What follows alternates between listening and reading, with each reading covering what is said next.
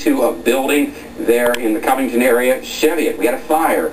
It looks like it may have been at a salon there, and you can see the firefighters working in the high winds to put out that fire. I think we have one more. Yeah, this is representative of houses all over the tri-state. Those shingles lifted up. New roofs will have to be put on many houses, unfortunately, so roofers will be quite busy, to say the least. Well, things quieting down now, mainly cloudy and much less